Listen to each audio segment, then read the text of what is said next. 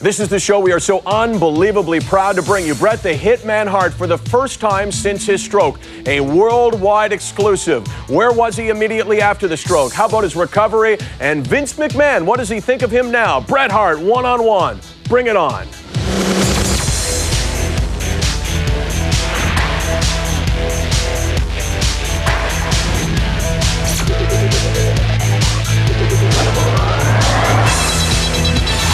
Off the Record with Michael Landsberg is brought to you by the Keg Steakhouse and Bar. For great steaks, good friends, see you tonight.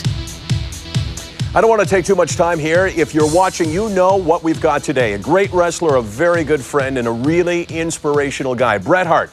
This interview is a worldwide exclusive. It's the first TV that you have done since you had the stroke, so thank you so very much for trusting us with us. Nice to see you. Nice to see you looking so good. Glad to be here. First off, we should start with your amazing recovery. You look great right now. Hair's a little bit short. On one hand, I know that you're here to talk to your fans, but also to test yourself. Everybody knows that you had a stroke. They may not realize that it was very serious, that you were actually paralyzed on the left side of your body and almost died. Sitting here today, I gotta ask you, how you feeling?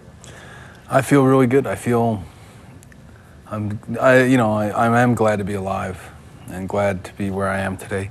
When I remember where I was before, when I had the stroke, kind of like if you were at the bottom of a barrel, I was at the bottom of a real deep hole, and I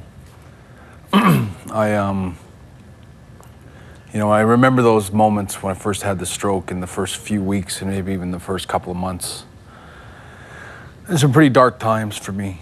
I think we want to put it in perspective for people that they don't understand, because in the world of wrestling, it's all about a work, and it's all fake, right? But this is as real gets. You were riding your bike, you fell, you're in the hospital, the doctors tell you you have a stroke, you've had a stroke, that your life's in jeopardy. I want you to tell me physically what you were not able to do at that point. When they took me into the hospital, all I had was a little bit of feeling in my toes and a little bit of feeling in the tips of my fingers. And I didn't get it. I didn't know what it was. I didn't find out till about 4 a.m. the night I had the stroke that I had one. And I didn't understand it, and I was actually thinking for the first 4 days, even though they told me what it was, I kept thinking, I'm just gonna get up and walk out of here in about a week or 2 weeks. 3 weeks from now, I'll be sitting in my house joking about this. And it took me about 4 days, and then I think it was even my doctor came in, and I asked him the question. I said, I guess I should get used to the fact that I'm not going to get up and walk out of here. And he said, you're looking at 6 months just to recover. But there were no guarantees, right? I mean, No. You walked in today with hardly a limp. You and I talked before we went on camera for a half hour. You sat and you ate sandwiches, you had a cup of coffee, we laughed about all kinds of stuff. I mean, this is literally a staggering achievement, and there was no guarantee at that point that you would ever be able to walk unassisted, that you'd ever be able to lead a normal life. No, they don't make any guarantees, because I think, unfortunately, a lot of stroke people don't recover, or they don't get a lot of it back, and so they don't want to make any big promises. And they were very vague, and I could see that they were being vague, and you sort of sink. Depression, and you're emotionally you're devastated. You know, if you go to a stroke ward, everybody on it's in tears, and everyone's crying, and it's a very, very depressing hallway to walk down. But there was I had some really good people that, especially the physio people in Calgary at the Foothills Hospital. They really worked well with me, and they pushed me, and I have met a lot. I have a whole newfound respect for hospitals and nurses and the people that in that healthcare system, that not just with me, but all the people in the physio department. So your life was cruising along pretty normally. You had been recovering from a post-concussion problem that had forced you to retire from wrestling. You were telling me that you had an invitation from Daniel Agali the night you had your stroke to have dinner with Kofi Annan, the head of the United Nations.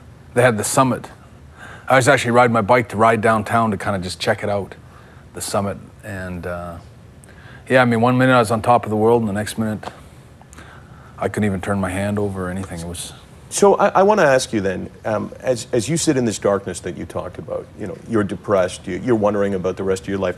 Where was the first ray of sunshine? At what point did you realize, you know what, I'm seeing some positive situations here that are developing? I don't know. That's hard to answer. I think the first, I mean, I was able to stand on my leg, but when I was able to do that, that was a big thing, to stand and sort of be able to walk, but I couldn't really walk yet. I could use the wall or something or lean on something. But I think one of the first things, I just remember I woke up in the morning in the hospital and I hadn't been able to move hardly anything, just a little bit of my fingers now. And I remember I just looked at the nurse came in and I went like this. And that was a big thing. Now, you were a guy who had to put up with enormous amounts of pain in the ring, right? I mean, that's what it is. To wrestle for Vince McMahon, you got to be able to go out there when you're in pain. You got to go out there when your shoulder is killing you. Contrast the pain that you thought was so extreme from when you wrestled to what you felt, immediately after your stroke. No comparison. I mean, the stroke, I wasn't really in a lot of pain, but I think, it was definitely my biggest battle. Like I couldn't get around being, like having I couldn't do anything. Let me ask you this. Did the fact that you were a high-performance athlete, that you were used to training in the gym all the time, that it was all about staying in shape, and it was all about putting up with the pain of being in the gym, did that help you or did it hurt you? In the beginning, because of my muscle mass, say, and my size and stuff, it's actually works against you because you have to carry around more weight than like if you're the normal person if you're a would smaller, have. Yeah. thinner guy, it's a lot easier to start recovering. But in saying that, once you get to say like where the halfway point of the 6 months that I started to recover, after about 3 months, all that muscle mass and your old strength and your old pistons everything starts to come back. Then I start to recuperate faster than someone that didn't work out, and it starts to benefit it. But it does not in the beginning because you're dragging around like a 50-pound leg and a 30-pound arm. I got to ask you, and we'll take a break so we can reload. This is amazing. This is Bret Hart. It's the first time that he's talked, and we totally cherish the fact that you're doing it on this show. I want to ask you about Vince McMahon. I want to ask you about who responded to you and who didn't, and lots more. Bret Hart, one-on-one on Off the Record. The best thing about this is that you're alive and well and looking really good. Great to see you, man. That's for sure. Off the Record with Michael Landsberg is brought to you by the Keg Steakhouse and Bar. For great steaks, good friends, see you tonight.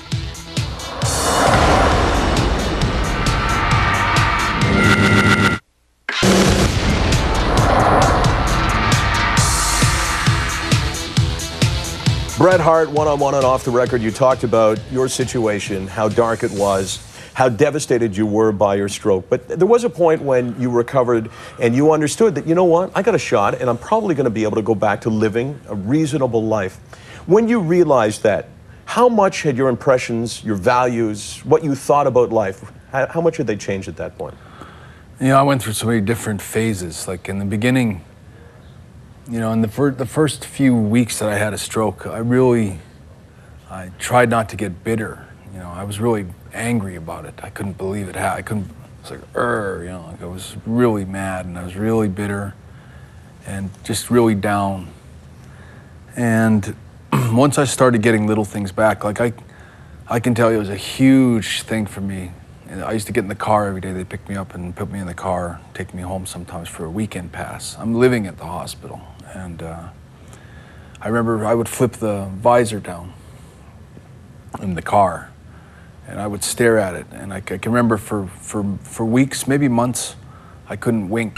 My eye was just like that. And I can remember flipping it down one day and going, and it was just such a huge thing. Well, the ability to wink is of uppermost importance to most men. It meant a lot to the nurses, too. So how do you look at life differently now than you would have at the peak of when you wrestled? I mean, you were known for your focus to wrestling, but how does your impression change of the world around you and what you want?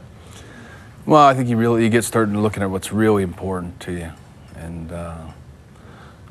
like all the things that seemed important the day before, a lot of my hard feelings towards people didn't mean as much. And it's like, got to get on with the important things like your family and things like that in your life that are so much more worth putting your time into. One of the things that you find out, besides how you find out how people feel about you, right? Yeah. So you have this, devastating situation, which I want to know, and it's obviously we're talking about people that the folks at home would know from the world of wrestling or whatever. Who was there for you? Who do you feel, really they were there? Well, when I want you to say needed them? first and foremost, obviously my family was there for me. My wife Julie was tremendous.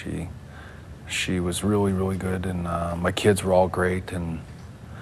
But I have to say something about Walter Gretzky, who made contact with me in the first few days that I was in there, and was just a real support for me. And I don't even know if Walter Gretzky knows how much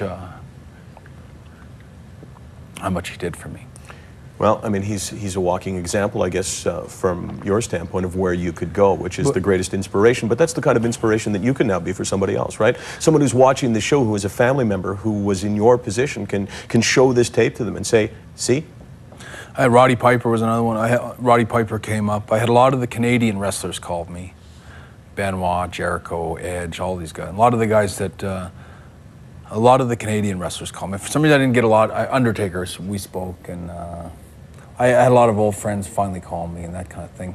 It's funny, after I left the WWF the way I did, and even the way I left the WCW, I think a lot of wrestlers were afraid or intimidated to call me, or maybe they didn't want to open up that can of worms, or maybe it would get them in trouble for talking to me or something like that. But I never heard from too many wrestlers, even after, especially after my brother Owen's passing. I kind of found myself isolated because people just didn't want to go there. They didn't want to talk about it, and with the lawsuit and all the stuff that was going on. You and I have always spoken candidly. I mean, you've been open and honest, and I always say to you, is there anything you don't want to talk about? And you say, ask me anything. And after Owen's death, you spoke about Owen's death and the people that you felt had betrayed you and all of that. And I know that was so divisive for your family, but sitting here today after your stroke and your recovery, has that helped to bond your family once again? Because sometimes it does have that effect. No, I can't say it did, because I think the divisiveness in my family was brought about over for me anyway, was loyalty to my brother Owen and a disloyalty to him by some members of my family. So I found actually when I had my stroke, I scratched several names off my guest, like my list, to come visit me. I didn't even want them to come in. But Who was that? my sister Diana, who was married to Davey Boy. I never really saw eye to eye with her, and I kind of closed the door on them, and they don't exist for me anymore. Ellie, my sister Ellie, was married to the Anvil. They were too hell-bent on getting jobs for their husbands rather than thinking of Owen and his family, and I never forgave him for that. I want to hear what you have to say about Vince McMahon, but I want to say that your slogan was the best there is, the best there was, and we can still say the best there ever will be. He's Bret Hart. What's the situation with Vince McMahon? Hold on to that. We'll find out next.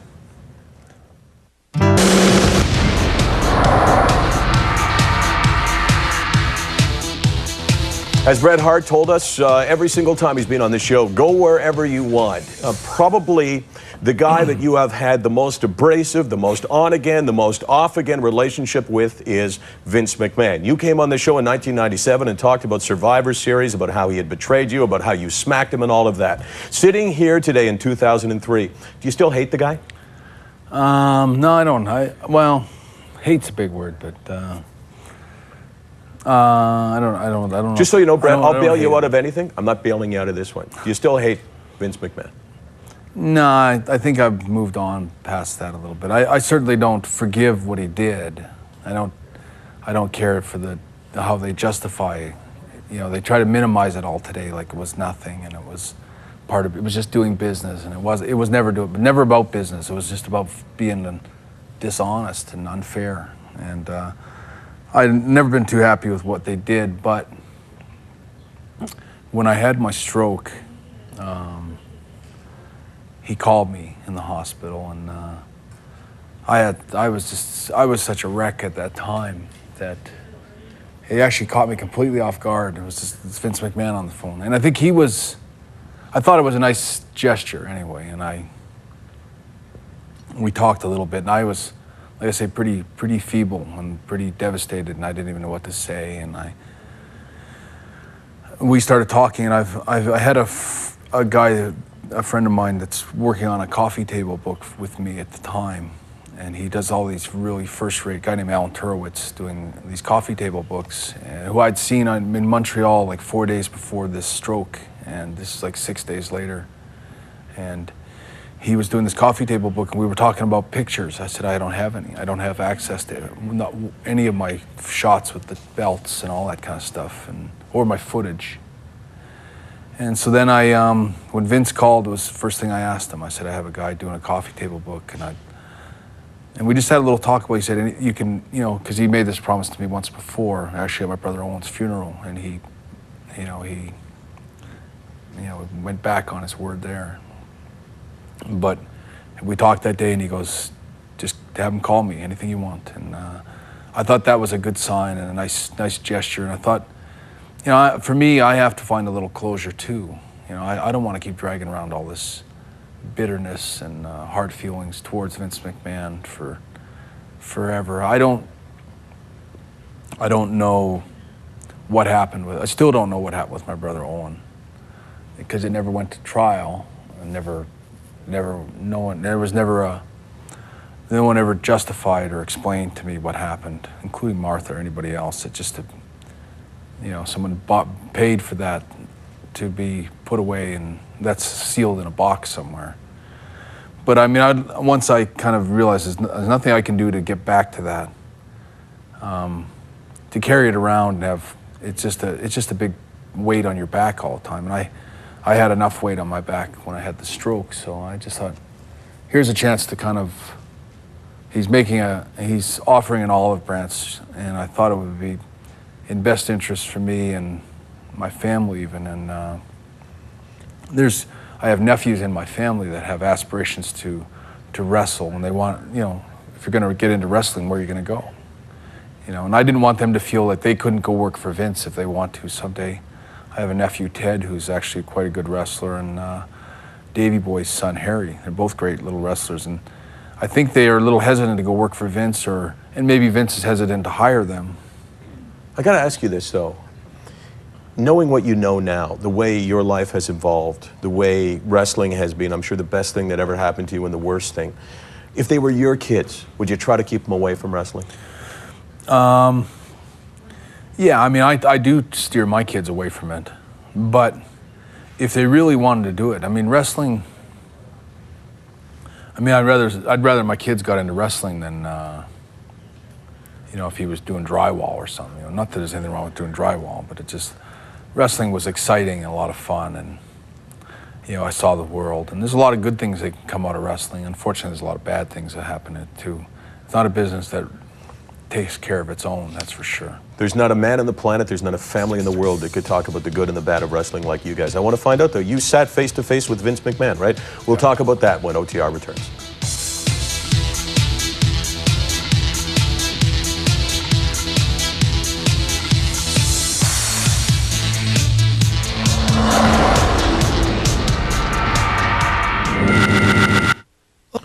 Just a short amount of time left in this. I have to say this has been one of the truly remarkable experiences that I've had on the show. As you know, and I've told you many times, that Off the Record owes Bret Hart a lot. You came on our show when we first started. You put trust in us right away. You drew us an audience, and for that, we're totally thankful. And for the fact that you're sitting here in this worldwide exclusive, it's pretty wonderful. Thanks, No Bret. one's happier to be here than me.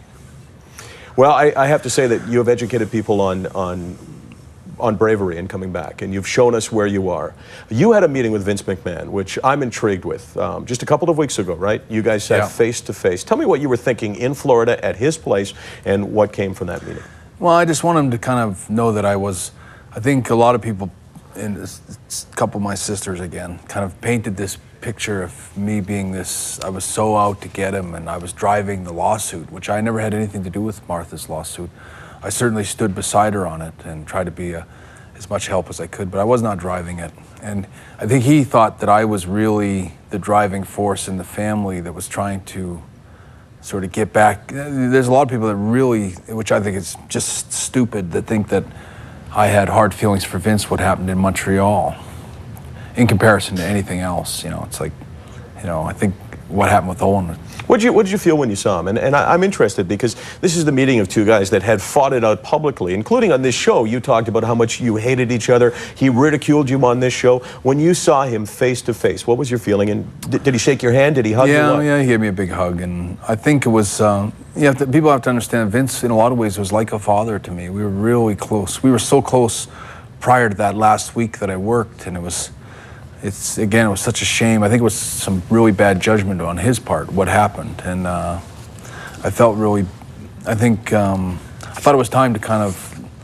heal the wound a little bit and let him know that I didn't wander around my house with my fist clenched, cursing his name everywhere. And not anymore, at least. Not anymore. You clearly used to do that. And I think I thought, he made a gesture, and I'm going to make a gesture back and let him know that I want peace. I don't want to keep carrying around the hard feelings. And he was nice, and we actually talked about maybe doing a DVD on my greatest matches, and we're kind of getting around some of the sore spots that we had. And I certainly don't want to say anything that I got to ask you, upsets all that. Would you come back? Not as a wrestler, of course. I'll ask you that question. Not a chance. Not even appearance. I don't think so. It's highly unlikely. What about if he came to you with a thank you tour, saying, you know what, we didn't say goodbye correctly, which is obviously the case back then? I have thought about maybe if the audience was there, because I have to look at it from his side. What is he going to benefit?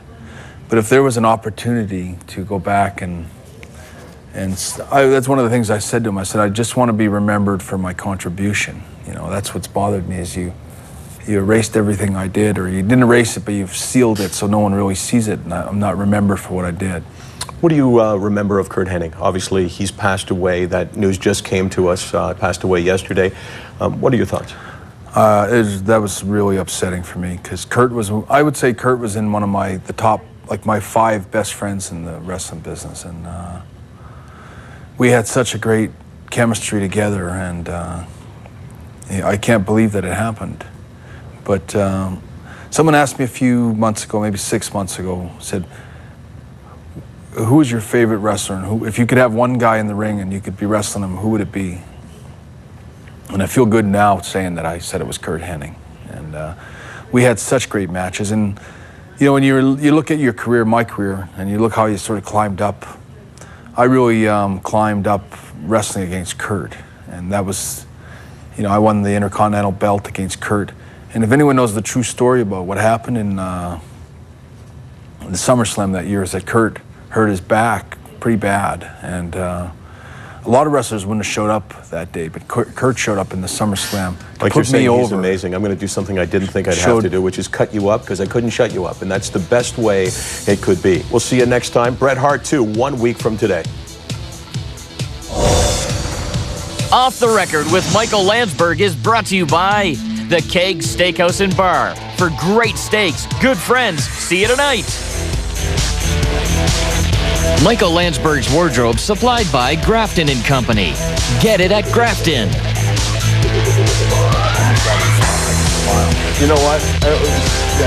Look at that. I can smile. I can give a real smile if it's Today, it's part 2 of our amazing worldwide exclusive one-on-one with Bret the Hitman Hart. Today, he'll talk to us about some of his not-so-favorite people, like Shawn Michaels, like Triple H. And what does he think about what Hulk Hogan had to say about him on this show? Today, one-on-one with Bret Hart. Bring it on.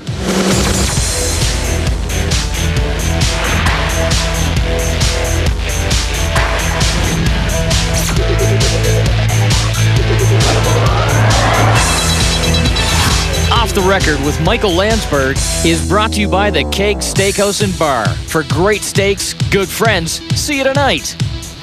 We are back with Bret Hart. It's part 2 of our world exclusive with one of Canada's best-loved athletes. I argued with Vince McMahon on this show. I said he's a Canadian icon. Vince said he's not. I think I have been proven correct, given the warmth and the love the Canadians have shown for you. And you have sat on this set in the first show, and you showed us all that you are so incredibly far back from your stroke. Thanks so much for joining us. And you know what? It's just great to see you looking so good. my pleasure. Okay, let's talk some wrestling now. Let's talk about wrestlers. Let's talk about Hulk Hogan. He was on this show a short time ago, and he had some nice things to say about you, but he also pointed to the fact that maybe there had been some tension, at least from his perspective. Take a look at this clip, then I want you to comment. Bret Hart, here's what Hulk had to say on OTR. I love Bret Hart. I love the Hart family. I feel horrible about the tragedy and the problems over the last decade with the Hart family.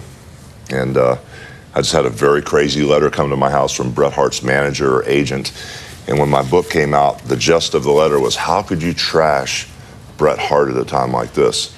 And they actually sent an article where Bret had written this unbelievably beautiful article. I don't know when it was, but it said, if there's anything true or real in professional wrestling, it's Terry Bollea. I've seen him with the kids. And the article was unbelievable. And I felt bad to see the article and the guy thinking I was trashing Bret.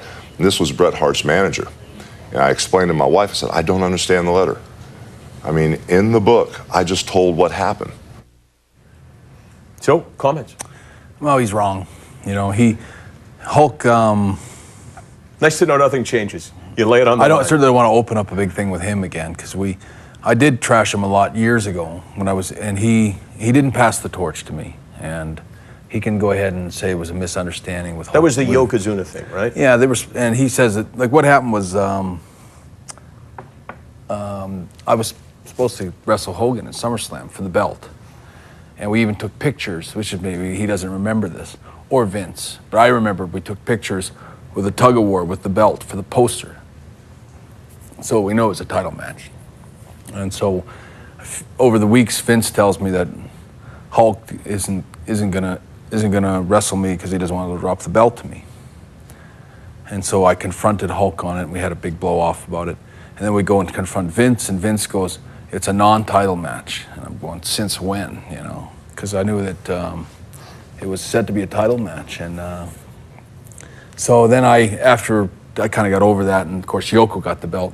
And people, it's not so much the belt. People don't understand, it's not the belt. The belt in those days was not contracts and stuff.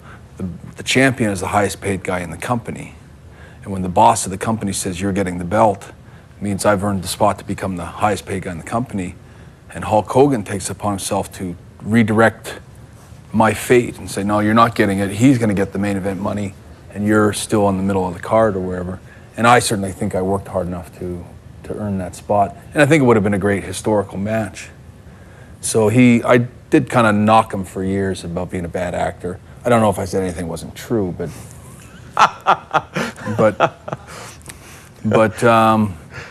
when I got to WCW, I sort of saw things a little differently, because I felt that Vince tried to railroad Hulk a little bit in the end, maybe even using me to do it. And I thought, I feel like I was wearing his shoes a little bit. So were you guys able to work together in WCW? Yeah, we buried the hatchet, and I shook his hand, and I never said a bad thing about him or wrote a bad thing about him again. And I wrote a really nice column about him, and then he wrote in his book that he doesn't know what my problem is, and I always bash him everywhere, hence today. You know, what was the politicking like in WCW? Because I know a lot of people look at you when you came over there. You were making a lot of money, and there were people that actually suggested on this show that was a reason for tension. What was it like back then? All I can say was like a lunatic asylum, and I think of Eric Bischoff, who I like as a person, I really do, and I sympathize maybe with whatever he was dealing with. But Eric Bischoff was a lot like that wizard in The Wizard of Oz, you know, with all the... But he really had no idea what he was doing. They never came up with one idea for me, and anytime I did come up with an idea, I was usually turned away. And it was the most screwed up place I ever worked for. And you've worked up in some pretty screwed up places, right? Yeah, it was I don't know who said, you know, when I think about how much I came, like Vince, you look at what Vince did after I knocked him out in Montreal. He took that whole storyline and built himself into the corrupt promoter and basically turned the fortune of the company around through that. And does that piss you off, the fact that he was smart enough to take the tension that he had with you and the fact that you smacked him and the people hated him and turn it into $1 billion empire? Nah, not so much. I mean, it doesn't surprise me. I always, I kind of figured he'd do something like that. But I think what disappointed me, and maybe does make me angry sometimes, is how poorly the WCW used me. I mean, they couldn't have done a worse job.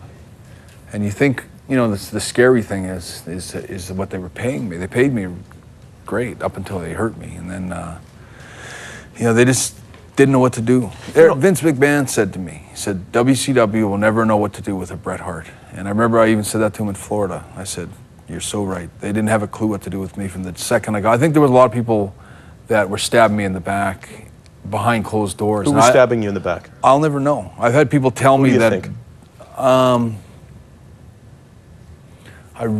I have a lot of people say it was Hogan, but I don't necessarily know that. Can you have friends in wrestling? Because at the very top where you were, it's all about passing the baton to someone else. It's all about worrying about who's going to come up behind you and take it from you. It must be so enormously difficult to have real friends who are similarly at the top with you. Yeah, no, you can have lots of them. It's the guys with the right attitude and guys that respect. I think a lot of the real good workers, like the Hennings. Like who? Like give me examples of guys, because I asked you who stabbed you in the back, but who's a guy that you can remain friends with, even if you got to pass the baton to him or he's got to give it to you, it's still friendship above and beyond? Oh, lots of them. Like Benoit, Kurt Hennig, you know, even guys that aren't necessarily great workers, but guys with a good attitude and try hard. And, you know, I never had a problem about winning or losing in a wrestling match, contrary to what people might try to say today. But I mean, I never ever had a problem with that. As long as I understood that the guy that I was wrestling was willing to do the same thing for me, if it came down to it. Like, I wouldn't care about tossing a coin for a wrestling match. It was a bit of a brotherhood, and there was a lot of guys that worked for themselves. Well, I want to ask you about a guy who may fall into that category. Shawn Michaels, back in 1997. He was the guy with Vince that you were most pissed off with, and we'll talk about Shawn Michaels, Triple H, and lots more when OTR returns with Bret the Hitman Hart. Off the Record with Michael Landsberg is brought to you by the Keg Steakhouse and Bar. For great steak, good friends, see you tonight.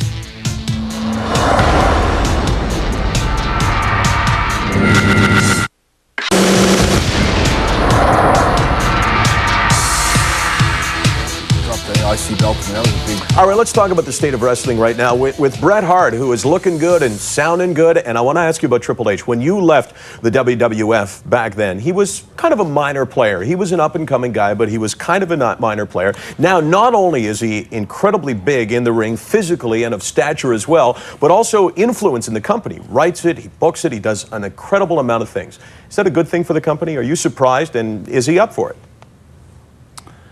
I don't know. I always thought of Hunter as a real ass kiss. He had his nose so far up Vince's ass that, and Shawn's, and like he was never a straight guy. I don't have much regard for Hunter. I thought he was not a straight guy. Never one of the boys. Never one of the guys in the dressing room. He had his own agenda and was a very sneaky, kind of cowardly kind of guy. That's my take on him. Par for the course in wrestling, though, because those guys do get ahead. Yeah, unfortunately they do. Yeah, but I don't think. You know, when I look back at my career, I like to think that I was loved by the wrestlers in the dressing room. Had a lot of respect for me, and they appreciated the work I put in, and they understood that I was a team player. And I don't think anyone could say the same thing about Hunter Helmsley. How about Shawn Michaels? Because he is coming up on this show in a couple of weeks. And whatever you say now, we'll play this clip for him. He was the guy that you wrestled against Survivor Series, that took the belt from you, that you felt betrayed you, that you felt was afraid of you in the end. What are your thoughts about him now? I'd say he was a two-faced, lying chicken shit. And I'm probably being nice to him. And now? I don't think that's a snake that never changes stripes.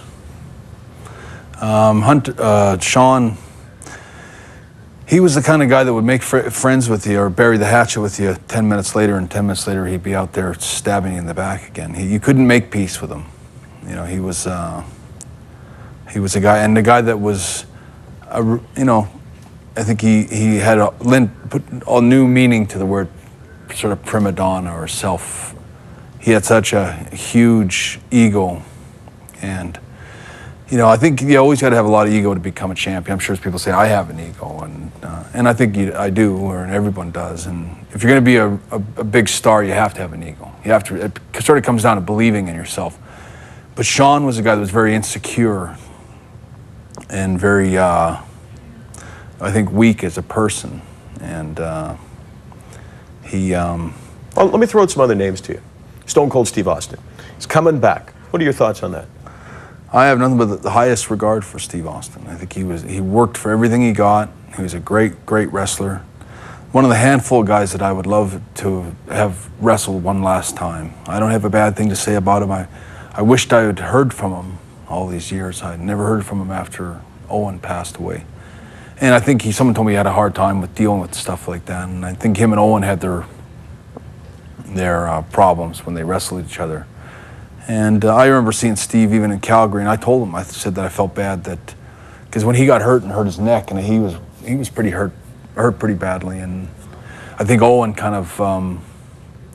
Owen used to turn the business off and go home and spend every moment with the family kind of thing, and he didn't really think about Steve and his family. And I remember I kind of agreed with Steve being disappointed, had hurt feelings towards Owen.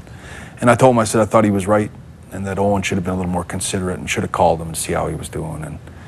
But I mean, I always liked Steve. Him and I have nothing but the highest regard for him. The Rock. Same thing. I saw The Rock. The first thing I said about The Rock when I saw him, and I watched him for the first couple of weeks, I said, that guy's the franchise. That's the guy that is going to take my spot and become and he did. He had everything going for him. He was a good-looking guy, a good body, and a lot of athleticism. And being a third-generation wrestler, he had a good idea what it took to be a wrestler, and he was a good guy. I don't know what he's like so much today. I imagine, he's had such a rise now that. If you were advising him, would you tell him to do what he's doing, which is to leave the company and go to Hollywood and give it a shot, or would you tell him to stay or try to mix the two? I tell him to do whatever makes him happy. He should never be a slave to the business, but he's in a position to call his own shots. Do whatever he wants. But I will say that I think of all the guys, he deserved it, and I've always been very proud of him and glad that he had the success that he had. I think I got to ask you this question because wrestling fans, no matter what, believe what they want to believe, and they think everything's a work, and they think that in the end everyone will come back, and you still must get asked all the time, when are you going to wrestle again? They asked me that in my wheelchair. They asked you that in your wheelchair. Does it ever shock you how much they really don't buy the reality of the planet Earth? And maybe that's the beauty of wrestling, is that it's a diversion. Yeah, maybe. I don't know.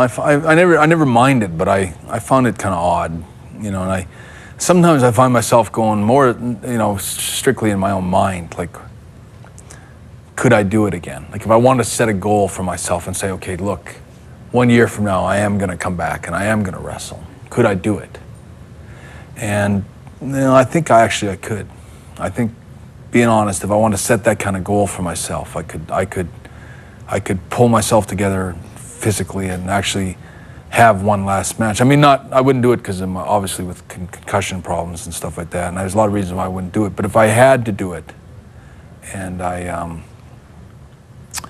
if it was something that I could target as a goal to say, could I prepare myself for it? Yeah, but I mean, I have no desire or interest in ever doing that. And if you were going to wrestle one more time, and you needed someone that you could trust, as you do every time you get in the ring, but in this case, special circumstances, one match, one time, who is it?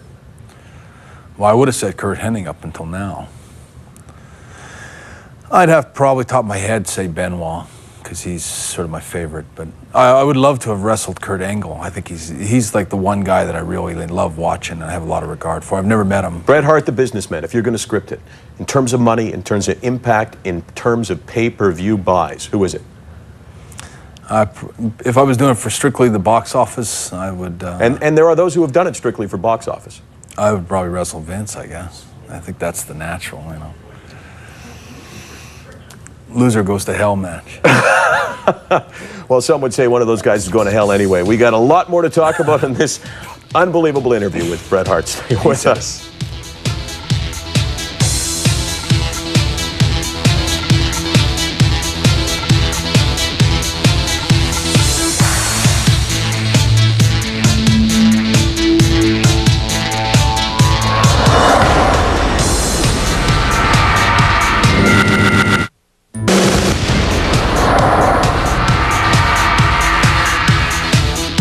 1,200 shows thereabouts. You were on, I think, our third show.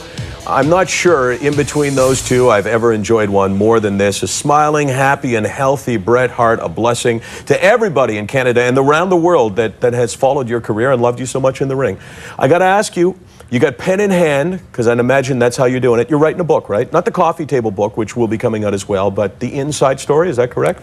Yeah, I think I keep reading these different wrestling books, and I keep waiting for someone to write it like I am, and thank God so far no one has. And I've written, I think, one book already, and I'm working on the second one. And I'm just about finished the second, and eventually I'll finish a third one. I'm doing like a 3-part book. So you've written a book that has not been released yet? Not been released. Not been printed or anything. So you say no one's done it the way I'm doing it. What is that way? Well, I'm putting you right in my shoes, and I'm giving you the real inside. Well, we call them teasers. Give me an idea of the kind of stuff you're talking about. I'm writing it more like it's very truthful. You know, it's not like anything else. It puts you in my shoes from the time I was very small, through my whole family, through my whole life. I grew up with legendary names like Skylo Low, and I watched Gene Kiniski wrestle, and Lou Thesz, and Pat O'Connor. I watched all the old stars, the great wrestlers of the '60s and the '50s, and to have watched even Gorgeous George, who I don't remember, but I mean, those were childhood memories for me. Those kind of wrestlers, and you know, someone like Mankind or Hulk Hogan, they don't understand the history, and they don't appreciate the, you know, like even Mankind might, but they don't really know. It's all they came into the wrestling business in a completely different time and different phase, and that I bring all that out, and I think I bring out my family, like growing up in such a strange, it was an odd life growing up with 12 kids in a world of wrestling that I remember. I think most would accept that as being true. It was an odd life. It's not a nasty book. It's not a. It's nothing. If anything, I've bared my soul. You know, I don't take shots at a lot of people. I take a few shots, but it's not yourself? It's not a tell-all. How about it yourself, though? Because, you know, one of the things that age hopefully does to you, to all of us, is that you get to look back and you say, you know what, maybe I wasn't all that. Maybe I made some mistakes. Maybe, you know, I was a lot more human than I thought I was at the time. What have you learned? Well, in relation to writing the book, you mean? In relation to your life, as you look back now, you know, the process of writing a book, which I've never done, and probably never will, because I don't have a lot to say. But when you look back with pen in hand, sometimes you're reflective. What you grew up on? Probably my home life and with my wife and things like that. And those are probably the only regrets. And you know, it's hard to justify your behavior. You know, not that it's bad behavior, but it's like life on the road is something that you have to live life on the road to understand the life on the road. It's easy to criticize and pass judgment, but you can't. I don't think you can. I look at my life on the road and I go, all those years, I wrestled 23 years, and most of it I was away from home, maybe, you know, 300 days a year most of the time, and that's not including travel days back home. And it makes for a pretty tough existence. And on the road, my one rule was survival. Do whatever it takes to get home, and keep your mind. Don't lose your mind doing this stuff. And unfortunately, so many of my brothers in the wrestling business, not my brothers in my family, in the wrestling business, my peers, so many of them are dead today. And a lot of them, the wrestling business was so hard and such a grind. And I've said before how the schedule caused a lot of wrestlers to get hooked on painkillers and pills, and you had to get up, and you had to go to the gym, you had to take something to go to sleep, and I think that was part of the lifestyle. And I can luckily say, including steroids, I mean, I can say I stepped around all that, and I maybe got into other trouble, but the trouble I got into, I'm still alive. You know? And we're happy to see that here today. Let us know your thoughts on all of the things that we do, and nothing we've wanted to do more than this with Bret Hart. Hey, Bret, thanks for giving your fans a chance to hear how things are going for you. It's got to be tough, but so are you. And that was from one folk, but you know what? Millions are thinking exactly that. More in a moment.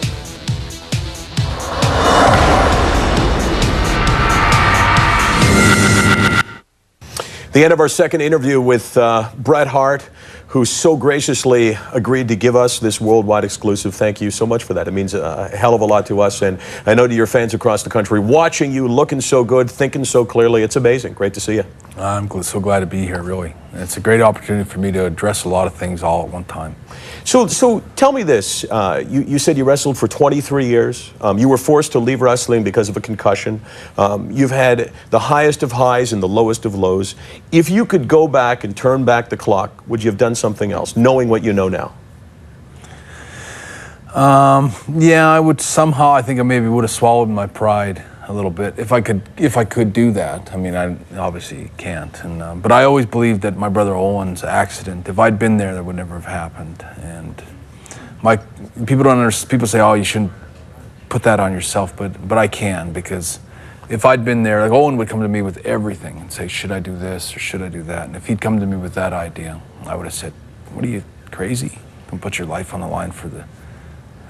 You know, it's funny when that documentary came out, the Wrestling with Shadows. I remember Owen was really upset about it.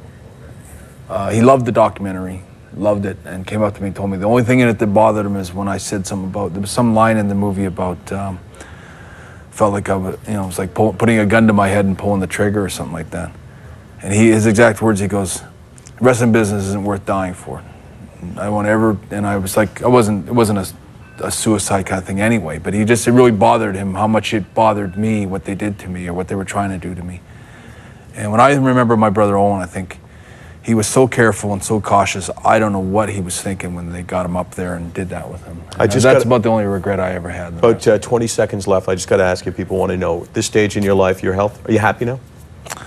I'm getting there. I am happy, but it's hard with the stroke. I'm just getting back to where I was. I was happy the day I was riding my bike before the stroke. Thank you so much for doing this, Bret Hart. Off the Record with Michael Landsberg is brought to you by the Keg Steakhouse and Bar. For great steaks, good friends, see you tonight. Michael Landsberg's wardrobe supplied by Grafton & Company. Get it at Grafton. I've done this Mordecai Richford thing. Yeah. I kind of got stressed out about it, but seeing some positive situations here that are developing. I don't know. That's hard to answer. I think the first. I mean, I was able to stand on my leg, but when I was able to do that, it was a big thing to stand and sort of be able to walk, but I couldn't really walk yet. I could use the wall or something or lean on something. But I think one of the first things, I just remember I woke up in the morning in the hospital and I hadn't been able to move hardly anything, just a little bit of my fingers now. And I remember I just looked at the nurse came in and I went like this. And that was a big thing. Now, you were a guy who had to put up with enormous amounts of pain in the ring, right? I mean, that's what it is. To wrestle for Vince McMahon, you got to be able to go out there when you're in pain. You got to go out there when your shoulder is killing you. Contrast the pain that you thought was so extreme from when you wrestled to what you felt, immediately after your stroke. No comparison. I mean, the stroke, I wasn't really in a lot of pain, but I think, it was definitely my biggest battle. Like I couldn't. Everybody on it's in tears and everyone's crying, and it's a very, very depressing hallway to walk down. But there was I had some really good people that, especially the physio people in Calgary at the Foothills Hospital. They really worked well with me and they pushed me, and I have met a lot. I have a newfound respect for hospitals and nurses and the people that in that healthcare system that. Not just with me, but all the people in the physio department. So your life was cruising along pretty normally. You had been recovering from a post-concussion problem that had forced you to retire from wrestling. You were telling me that you had an invitation from Daniel Agali the night you had your stroke to have dinner with Kofi Annan, the head of the United Nations. They had the summit. I was actually riding my bike to ride downtown to kind of just check it out, the summit, and yeah, I mean, one minute I was on top of the world, and the next minute I couldn't even turn my hand over or anything. It was So I want to ask you then, as you sit in this darkness that you talked about, you're depressed, you're wondering about the rest of your life. Where was the first ray of sunshine? At what point did you realize, you know what? I'm sitting here today. I got to ask you, how you feeling? I feel really good. I am glad to be alive and glad to be where I am today. When I remember where I was before when I had the stroke, kind of like if you were at the bottom of a barrel, I was at the bottom of a real deep hole, and I remember those moments when I first had the stroke in the first few weeks and maybe even the first couple of months. There's some pretty dark times for me. I think we want to put it in perspective for people that they don't understand, because in the world of wrestling, it's all about a work, and it's all fake, right? But this is as real gets. You were riding your bike, you fell, you're in the hospital, the doctors tell you you have a stroke, you've had a stroke, that your life's in jeopardy. I want you to tell me physically what you were not able to do at that point.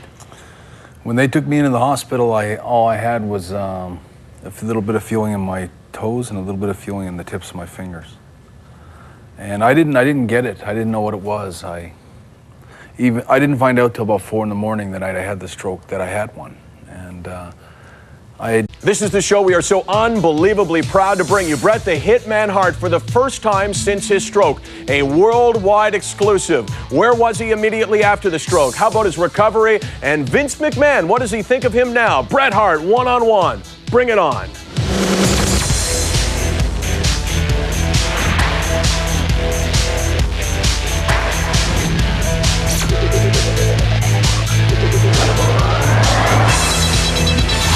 Off the Record with Michael Landsberg is brought to you by the Keg Steakhouse and Bar. For great steaks, good friends, see you tonight.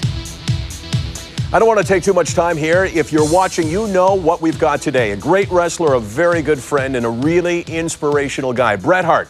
This interview is a worldwide exclusive. It's the first TV that you have done since you had the stroke, so thank you so very much for trusting us with us. Nice to see you. Nice to see you looking so good. glad to be here. First off, we should start with your amazing recovery. You look great right now. Hair's a little bit short. On one hand, I know that you're here to talk to your fans, but also to test yourself. Everybody knows that you had a stroke. They may not realize that it was very serious, that you were actually paralyzed on the left side of your body and almost died. Didn't understand it, and I was actually thinking for the first 4 days, even though they told me what it was, I kept thinking, I'm just going to get up and walk out of here in about a week or 2 weeks. 3 weeks from now, I'll be sitting in my house joking about this. And it took me about 4 days, and then I think it was even my doctor came in, and I asked him the question. I said, I guess I should get used to the fact that I'm not going to get up and walk out of here. And he said, you're looking at 6 months just to recover. But there were no guarantees, right? I mean, No. You walked in today with hardly a limp. You and I talked before we went on camera for a half hour. You sat and you ate sandwiches, you had a cup of coffee, we laughed about all kinds of stuff. I mean, this is literally a staggering achievement, and there was no guarantee at that point that you would ever be able to walk unassisted, that you'd ever be able to lead a normal life. No, they don't make any guarantees, because I think, unfortunately, a lot of stroke people don't recover, or they don't get a lot of it back, and so they don't want to make any big promises. And they were very vague, and I could see that they were being vague, and you sort of sink. Depression, and you're emotionally you're devastated. You know, if you go to a stroke ward,